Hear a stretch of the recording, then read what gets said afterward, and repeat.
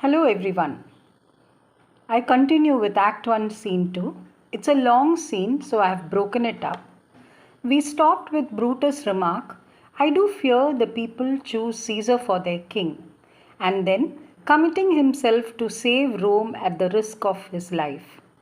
This gives Cassius the opening he has been waiting for. He launches a wild verbal attack on Caesar. He recalls three main incidents from the past that shed light on Caesar's physical weaknesses. Cassius' bitterness and hatred towards Caesar is revealed here. He begins by saying he cannot live being afraid of somebody who's no bigger than Cassius himself. He reminds Brutus that all of them are born free like Caesar. They eat the same food, withstand the bitter cold winter in the same way as he, and yet Caesar alone is a great man now. He recalls a swimming race in the Tiber which Caesar couldn't complete. Caesar was the one to challenge Cassius to swim with him in the turbulent waters of the Tiber. But before he could reach the finishing point, Caesar called out, "Help me, Cassius, or I sink." And Cassius had to bear Caesar on his shoulders and carry him to the shore, just like Aeneas carried his father Anchises from the flames of Troy. And this man is considered supreme now. The other instance is when he had fever in Spain and had a bout of epilepsy.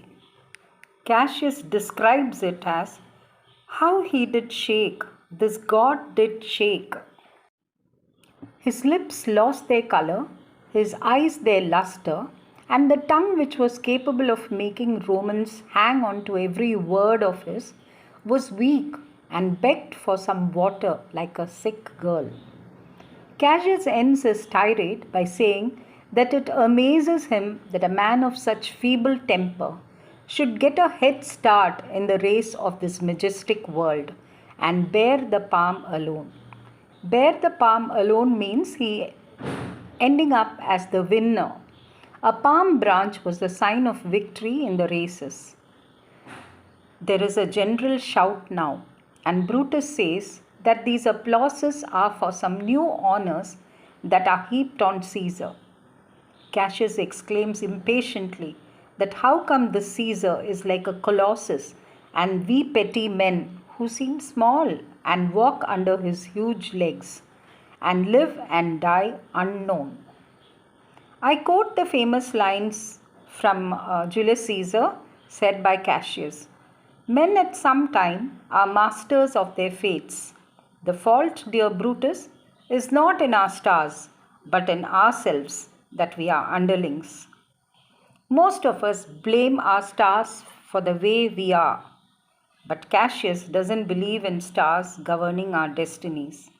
He says men can be masters of their own destinies, and we have only ourselves to blame if we are second-grade citizens. It provokes Brutus by saying, what is so great about Caesar's name? Your name will create as much magic as his. What meat does Caesar eat that he has grown above everybody else in Rome now? And all have to obey him like slaves. He says, the present age should be ashamed of itself, as there are no noble men in Rome. From the time of the great flood till now, Rome could boast of many great Romans at any given time. But now we have only this so-called great man Caesar. He further provokes Brutus, saying that he belonged to the lineage of Lucius Junius Brutus, who drove away the last of Tarquin kings from Rome. He would rather let the devil rule over Rome than a king. This should set Brutus thinking, he feels. Brutus pacifies Cassius by saying that he has no doubt about this good intentions, and he can guess what he wants Brutus to do. What is Brutus' opinion, he'll let him know later. He doesn't want to be pushed further. He will think over about all this and find time to meet and talk with Cassius. He concludes by saying that Brutus would rather be known as a rustic villager than a citizen of Rome in these hard conditions. Cassius is glad that he is able to stoke some sparks in Brutus. At this moment, Brutus gets indications that the games are over and Caesar is returning. Cassius tells Brutus to pull out Casca from the crowd and ask him for first hand details as to what happened, that the crowd thus cheered Caesar many times.